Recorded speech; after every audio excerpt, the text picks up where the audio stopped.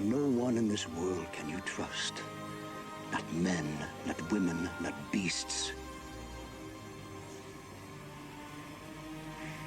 This you can trust.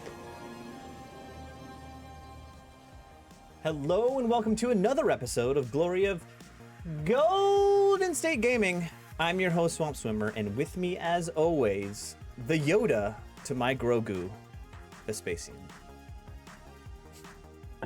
There we go. The Yoda. What is the relationship between Yoda and Grogu? Well, they're the only two characters of their race. Same species. Yeah. Yeah.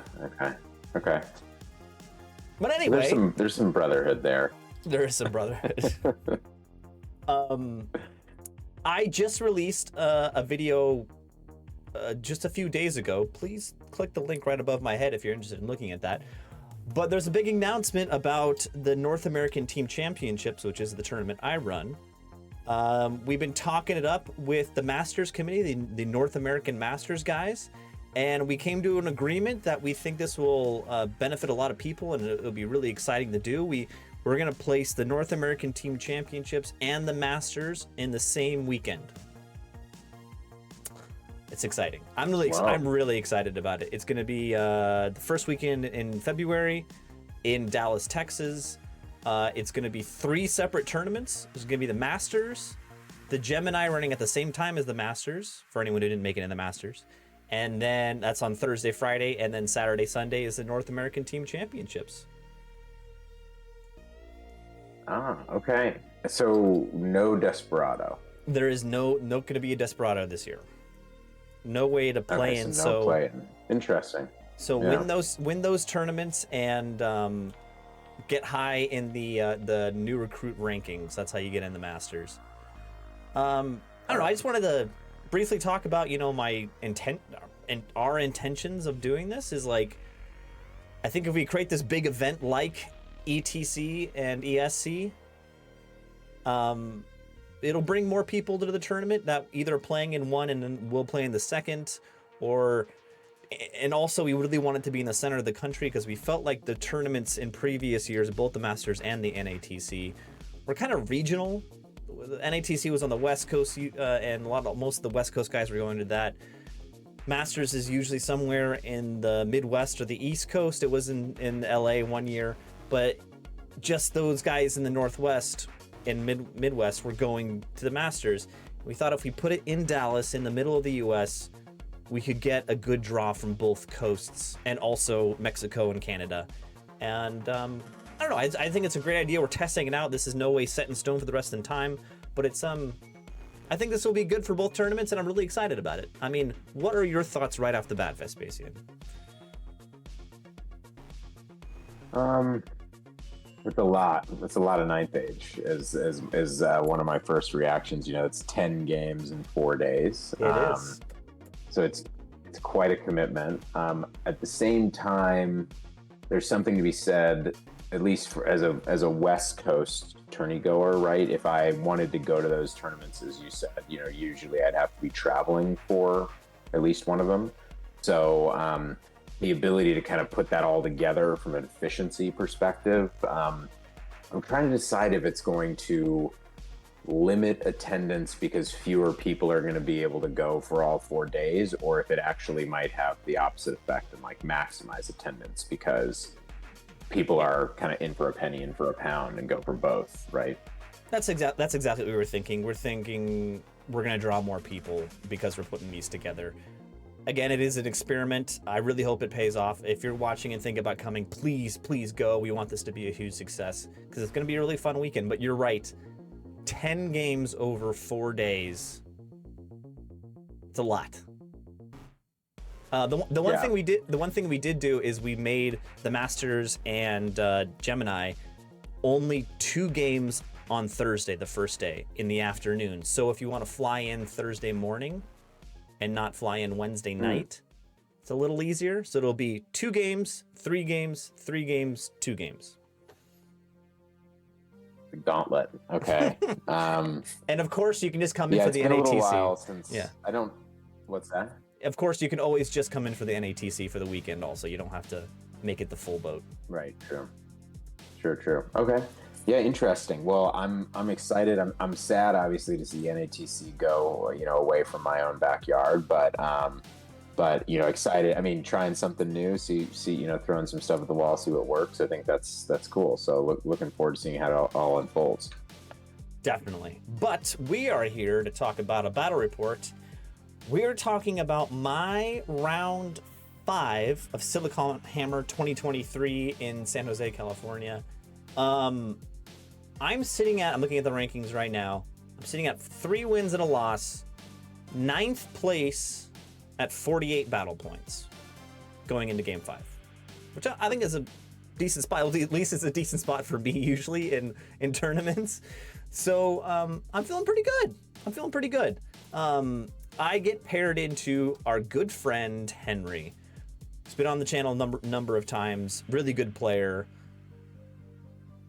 I'm a little worried.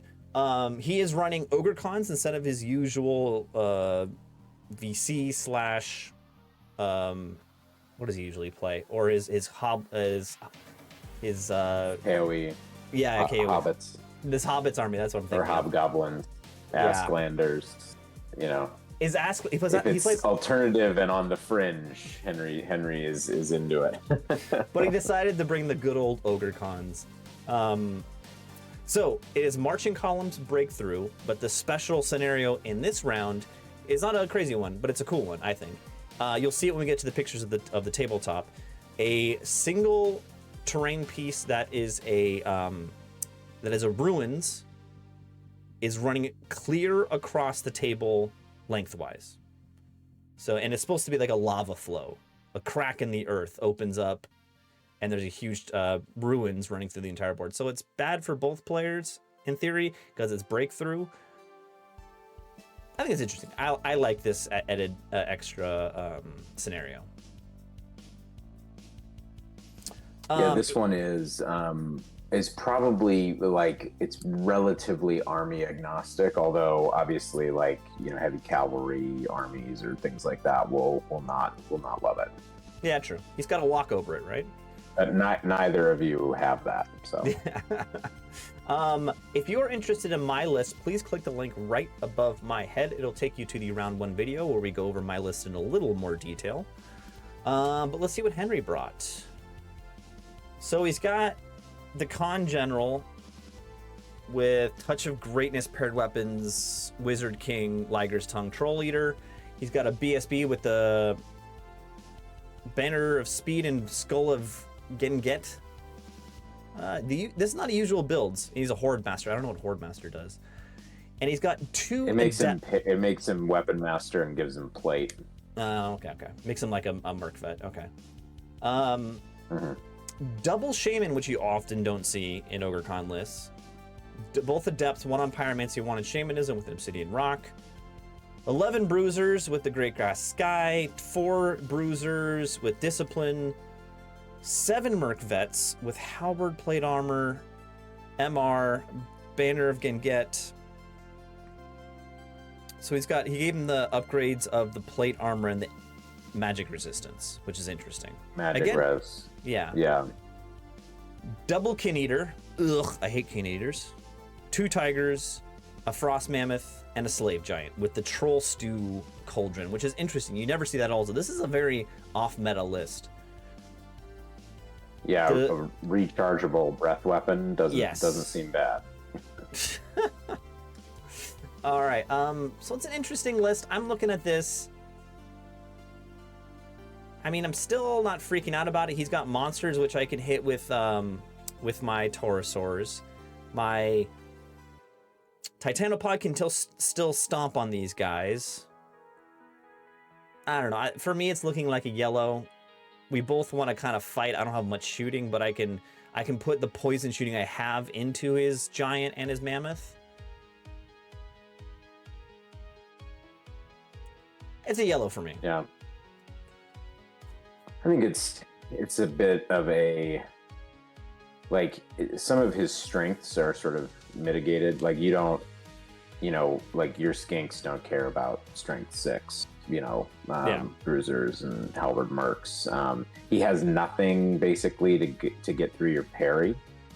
which means that he's going to be, typically hitting on, 4s against pretty much everything in your army, which can be very, very swingy, right?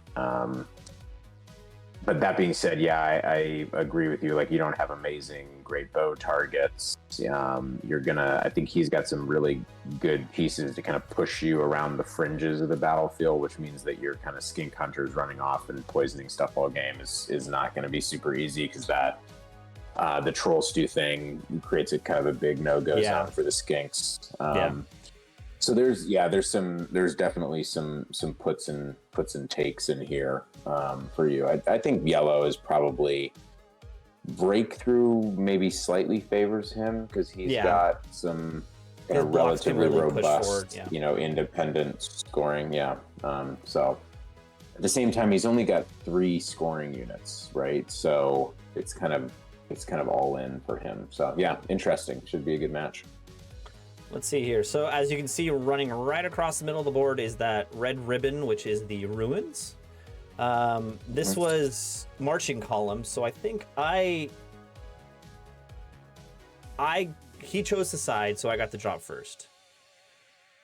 I started on the right. I think he started on the picture right also, and then we dropped 3, and then I dropped the rest to go first. So I've got left to right. I've got the hunters, Taurusar behind them, the skink bows with the character ahead of them. One came in Elder Stick, my Thyroscutus herd with the magnetic bows, one Skaman block, the Titanopod, the other Skaman block, one of my came in Elder Sticks, the other Taurusar, and the other hunters on the far right.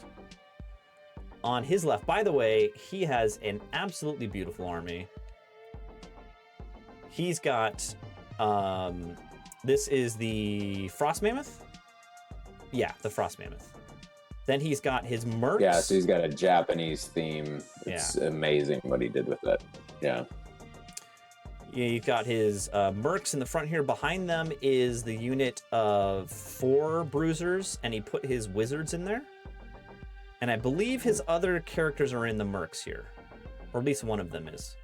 Oh. Interesting. Okay. There's one dog right there. The other larger unit of bruisers, with I think one of his other character in there. I just can't remember which one. This is his giant, this dragon here, and I believe he did not ambush one of his kin eaters. This is the one sitting here, and then his other dog. Okay. Interesting. Got it. All right, so that gives me first turn. And with my movement, I shove everyone just up to his charge range, except for the Thyroscutus herd, which I put just within 18 so I can shoot. He's movement 7, so he needs 11 on dice to get me. Okay. I mean, we talked about this after the tournament, but like, I felt like I needed to whittle down that Merkvet unit with shooting. That's why I also put the bow skinks here before it got close to me. So I set myself for a risk here, but I felt it was worth it for a risk. I really, to be honest, I played poorly here because I didn't set up any counter. If he did make it in, to counter him. That's my own mistake. But that's it. We push up everywhere, and I'm just out of charge range from everything because he's got the bruisers on the hill. Mm-hmm. Yeah. With shooting, actually, we're gonna pop to bottom of turn 1. With shooting, I do decent. I think I take off 2 bases of Merkvets and then put some more wounds on it. I'm doing well. He does charge with this unit into the skinks with the bows. I flee with them, obviously, and they end up over here. And he does charge with the Merkvets and fails charge. That's an 11 non-swift, right? 11 non-swift, yeah. Yeah. He throws both of his pieces of chaff up, these 2 dogs. I shot at them also, but I think I just only did 1 wound to each of them. I think I also tried to kill them. What is that one on the right doing? I think he just wants to lure me into what's this. he chaffing? He's not chopping anything. He's just luring me into charging it and then countercharging with all the stuff on the hill. Got it. Okay. And he has his Kin Eater way over here on the right, just basically preventing me for going on this side of the board, this contingent that's on the right, I think. So then in my turn, I back up a little bit again. Again, I keep the Thyros just within 18 inches of the Merkvet to do the same thing. And that's it. We're playing very cagey. But then in his turn, he again goes for the charge, and he makes it with the Thyros, with the Merkvets into the Thyroscutuses. I do clear up both of his pieces of chaff in my shooting phase. And then check this out also. I guess I didn't move it far enough. It was a 12 on dice for this giant to make it into the skink block. He rolls double ones for the charge, and he's like, "Oh, I didn't make it." And me, like an idiot, I'm like, "Oh, you get a reroll because you're on the hill." And he re-rolls and he gets boxcar 6s and makes it in. So that's kind of the place I didn't want the giant. Because he's just gonna breath weapon all over those skinks, right?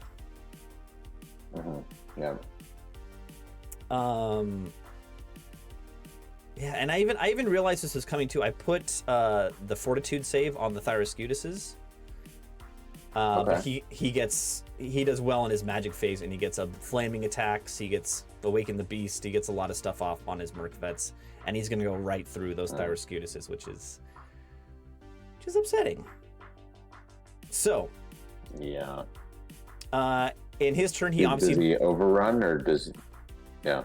He blows through the Thyroscutuses and he overruns into the skinks here. The skirmish skinks. The skink block on the right stays, doesn't break with the fear-causing giant. But I have some decisions to make. So he ends up here. I decide to countercharge with the Taurosaur into his flank, thinking I could maybe save this situation if I roll high. And then I took a pretty kind of long charge into the flank of his Frost Mammoth. And I was thinking with static combat res, I've got 4 ranks because I've got the Legion standard. I'm charging in the flank, big flank, so in a banner. So in this round of combat, I've got static combat res of 8. Okay. And I was thinking if I plink through a couple wounds, like he's gonna break, right? That's what I was thinking.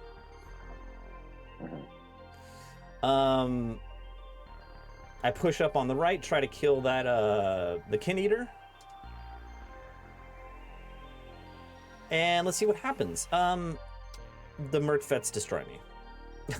The Merkvets kill all the skinks. I only do like 2 or 3 wounds with the Taurosaur. I rolled poorly. He breaks. He ends up way over here. I don't break the Frost Mammoth. I do kill the Kin Eater on the right, which is nice. But then he takes another very long charge with his bruisers into the corner of my Skaman unit. That was, I think, an 11 or 12 on dice, non-Swift Stride. But he makes it.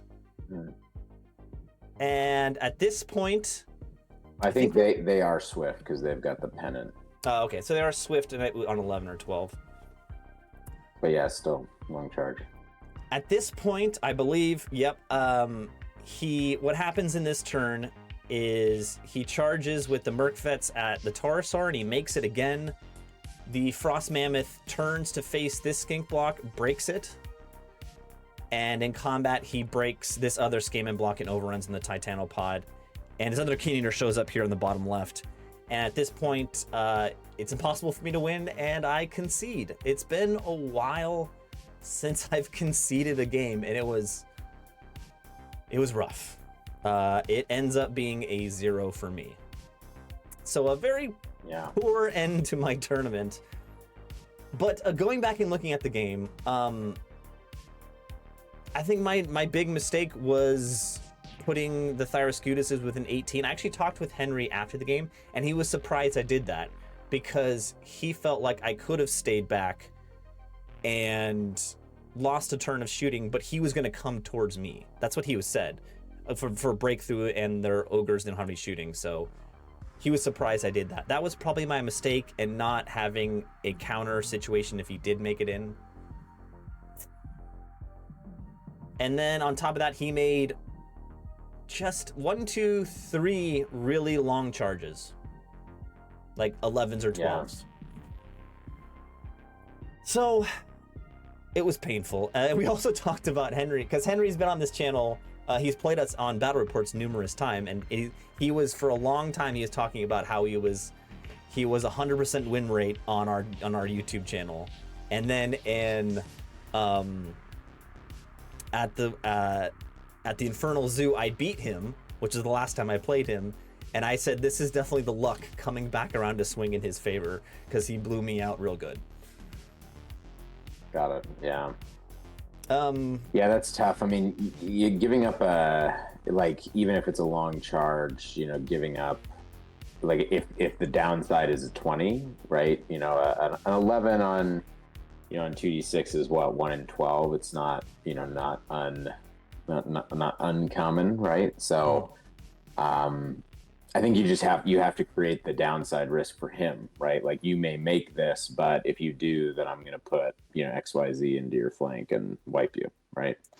Yeah, I was thinking if I was still going with this strategy, I should have set up this skink block to charge his flank also, as well as the Taurosaur. Yeah. And I didn't. Yeah. No, I get it. And it's tough because he's going to get a ton of combat res out of that skink unit, right? So yeah. There's no like really good answer. I mean, I think the better play on that left-hand side would have been to just chaff and shoot that block, right, while you kind of zone him in the center. And then if that, you know, when that block gets depleted, then you can look to like push it. It almost sort of seems like you kind of tried to get a little bit, I don't know, too aggressive almost. Yeah, I think so. I really wanted to. I knew I probably couldn't go toe to toe with him once he got to me with all of his units. If he came at me all at once, I didn't think I can go toe to toe with him. So my thought process in these early turns was I needed to plink off wounds to at least one of his combat blocks. That was my thought process. Yeah. And in order to do that, I was hanging the Thyroscutuses out to dry because they're fearless and they can't flee. Yeah, I gambled. I lost. Yeah. I mean, look, we could be having a very different conversation if he failed, you know, that second turn's charge, and, you know, all of a sudden that unit's only got, you know, a couple guys left in it. That's exactly right. Shooting phase, right? Yeah, that's exactly what I was thinking. I knew he had a great advantage on the hill here with Swift Stride re-rolling. Yeah, it is what it is. I played a little sloppy, and I went for a gamble, and it didn't pay off. But hey, playing Henry's always a great time. Thank you, Henry. So that means I end up with one other quick question. Is there something over on the left hand side? Because, like, to me, setting up across from a hill like that with an army like his feels like you're just giving him, especially when you got your house opposite it that splits your lines, right? Did you think about dropping on the other side? You know what? I take the hill out of play. I didn't think about the hill because I was assuming he was going to come for me. He was going to come across the board, so I wasn't freaking out at that much. And also, I just started dropping on the right. And I thought about, after dropping the 3 units, which are the Hunters, the Taurosaur, and the Cayman Elders on the right, I felt like I wanted to keep my center somewhere over here. I mean, you make a good point. I should have been over there. There was another piece of terrain. I just don't know what it is over there on the left. You make a good point. I probably shouldn't have done that. Well, just something to think about. I mean, you know, he can, with the size of his units, he can kind of dangle himself out off the front of that hill and basically creates like a big crescent no-go zone for you. added to by the house. It kind of like pushes you back and kind of splits your lines in a way. Yeah. Whereas I think that if you had kind of been over on, like, you could have dropped from the other side, right? That's your choice, right? So you could have been dropping from the other side and then seen where he put his stuff and then just counter dropped in that way, because he wants to be on the hill. But it's a fair point. He is coming to you. True. Live and learn. The one upside to this whole tournament is I ended up with 48 points, 2 points below average, which my goal is to always make it over average in the tournament. I won the investment game, the investing in other armies. I actually got first place, which was awesome. So I still had a fantastic time with this tournament. Silicon Hammer is awesome. Yeah. Totally. But yeah, our next battle report will be Vespasian's round 5. He's sitting in 3rd place, very close 3rd place after 4 games. So the last battle report will be an exciting one. Yeah. Thanks for watching. Please like and subscribe, and we'll see you later.